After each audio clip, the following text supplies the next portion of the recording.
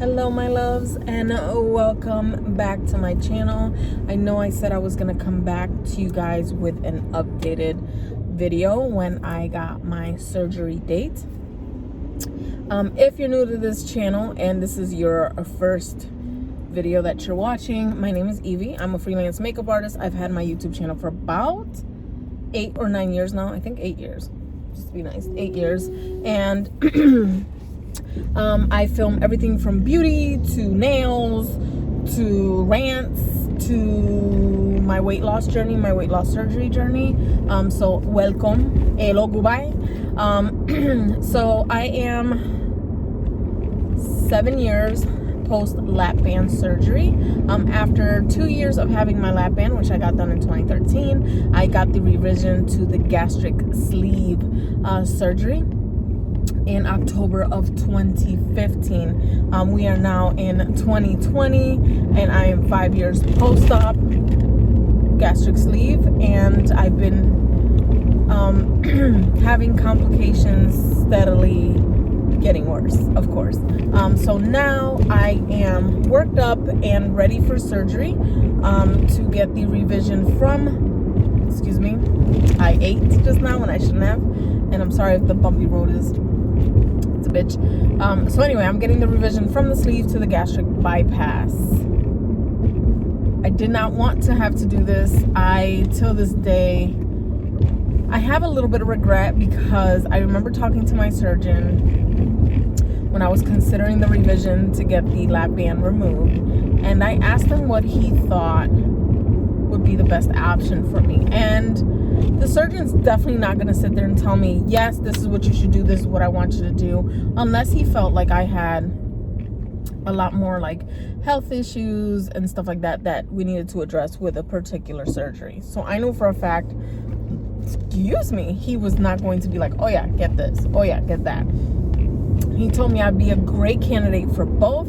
He personally preferred the gastric bypass, but he understands that not everybody wants to go that, you know, extreme in a sense, even though both surgeries are invasive as shit. So I told him that I thought I'd be a decent candidate for the sleeve, but I wanted his opinion. He said he definitely thinks I'll be a great candidate for the sleeve. I don't have any other issues. It's just my blood pressure, whatever. So I ended up getting the gastric sleeve, and I do live in regret because I'm like, he did tell me that he would more likely lean towards recommending the gastric bypass, but there was no, you know, rhyme or reason why. He just, I don't know. I live in regret every now and again. Not all the time, because you know what? Had I not gone through all this, I wouldn't know what I really, really want in life, as far as my health goes. So it's been an uphill battle pretty much when it comes to me and food. I'm not sure what to say, like, with me and my type of relationship with food. I feel like I like and crave certain things, and once I get the craving out of my system, we're good, we're golden, we're Gucci. But I live in a state of, I'm constantly like just gonna eat what I want or taste what I want just to get it out of my system, or make an alternative that'll be just as good. Which is weird because I've always been like that in my head, like just get it out of your system, get your craving in and whatever, but that's not very good for you, especially if you're craving like maybe cheesecake or something sweet or something really fatty and fried and stuff. So not very good options, of course. Of course, the shit we crave is random, probably not that great food for us. So anyway, that's kind of like my relationship with food in a sense. With having the surgeries, the bariatric surgeries, I have found myself too planning food.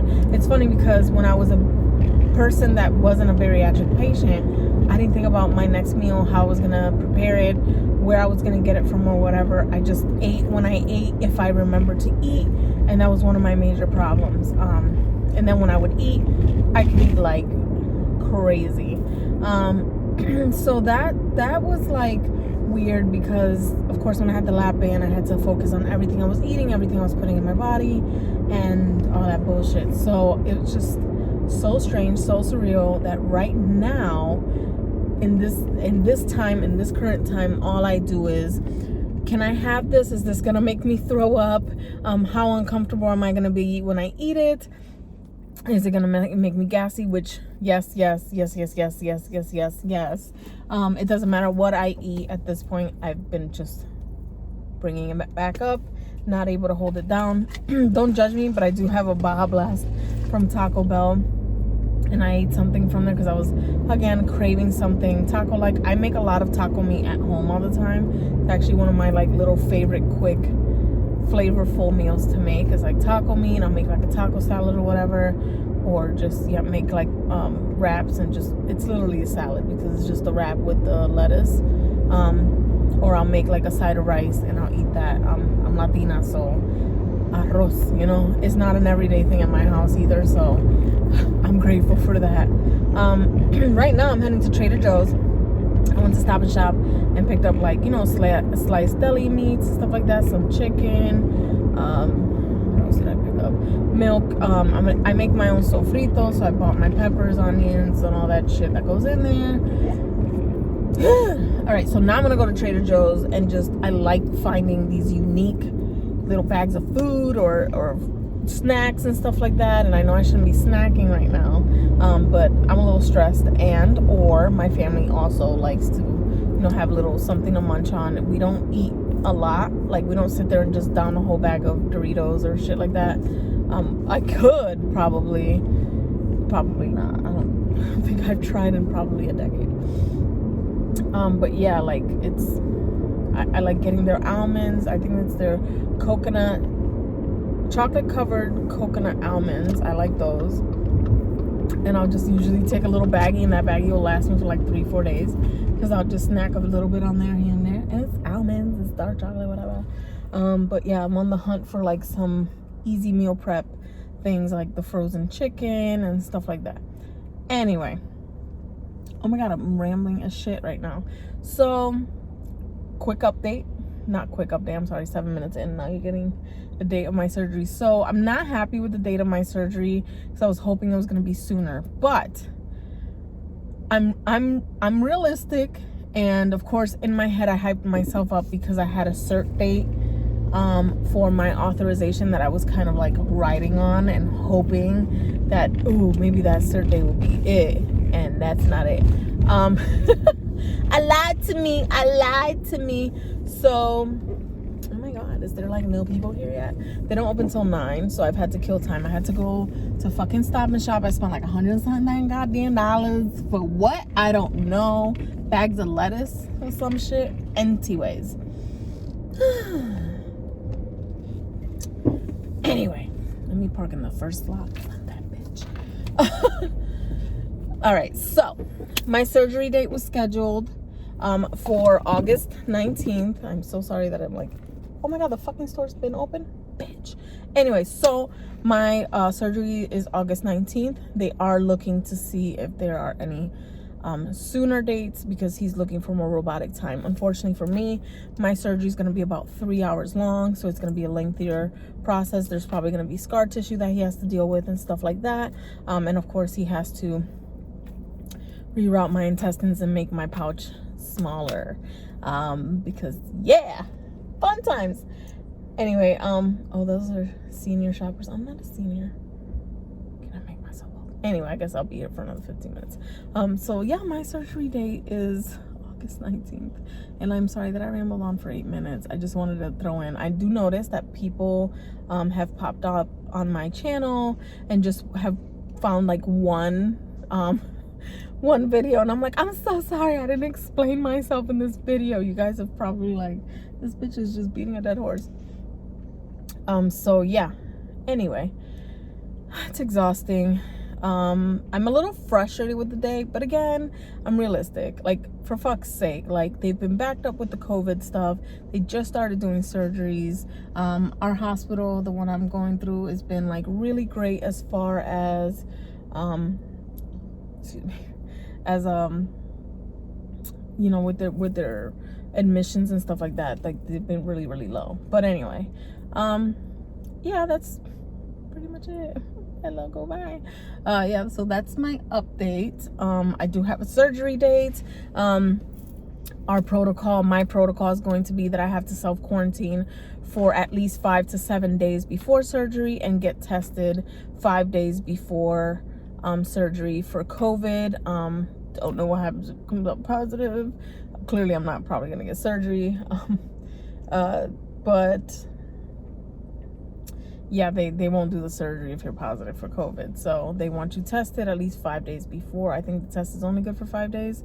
But I will be quarantining for the week before surgery, and I will be out of work for probably 3.5 weeks. I'm going to take advantage of a few extra days off so I can spend time with my family and kind of nest and do what it do, boo. So yeah, that's pretty much it. Like, it's a month and a week away, and I was hoping that it would only be like 2 to 3 weeks away. As far as, you know, planning goes. Like, I wanted my surgery to be like maybe 2 to 3 weeks away, but it's 5 weeks away. So yeah, it's weird. And of course, if he was to call me and tell me like, hey, can you do this day, because I just got some time, you know, I can fit you in the schedule, I would jump on it. Like, it could be tomorrow. So anyway, he's also having me do, I remember from my first time, I did a 14-day pre-op liquid diet. And the second time around, I did a 10-day pre-op liquid diet. And I think I ended up doing 13 days or something like that, or almost a full 14 days pre-op liquid diet, because my husband was also doing it. And this time around, he only wants me to do 7 days liquid pre-op diet. Like, it's for the whole week prior. You start from that Wednesday to the Wednesday of surgery. I'm actually going to opt to start that Sunday of that week or Monday of that week, so I can get a few days in extra. I want to get over the tiredness faster, so that when I get that surge of energy, I can clean, nest, and do all those things that I need to do to prep for surgery, because I have a feeling that this surgery is going to be a little tougher on me, and then I'm going to be in a lot more pain. Lucky for me, I'm no longer like direct patient care where I'm like moving, pushing, shoving, and doing all that stuff, pulling and all that shit. Shoving, pushing, shoving. I would love to shove. No, just like with pushing, pulling, like moving things around. Like, I don't have to do that that I know of. So, you know, my job's a little bit lighter hand now, so I have more of a sit down type job. So that's gonna be hard, but I am going to film the process. I'll show you guys the options, the food choices that I make for that pre-op liquid diet, of course, and I will update you guys on the weight loss between now and the pre-op diet and all that good shit. So we'll do weekly check-ins or whatever. But anyway, guys, yeah, that's it for the update. August 19th. Anyway, I love you guys so much. I appreciate all the comments from the last video. I'm still getting some comments. I've gotten some personal messages as well. I will try my best to come up with like a video that shows like all the snacks that I would eat in protein bars as I get there. I'm clearly not going to be eating protein bars and shit like that right away. It's probably going to be months before I can eat something thicker, consistency. I'll probably be too scared anyway. But yeah, like, I'll show you guys, of course, all my pre-op stuff, my pre-op food choices, and we will talk about that. I'll just sit in my kitchen and we could just discuss. So anyway, guys, I'm getting really, really tired. I should be home right now, but Trader Joe's is open and I'm about to go in there and shop. So anyway, guys, I love you very much. Thank you guys so much for tuning in, and I'll see you guys in my next video. Love you guys. Bye.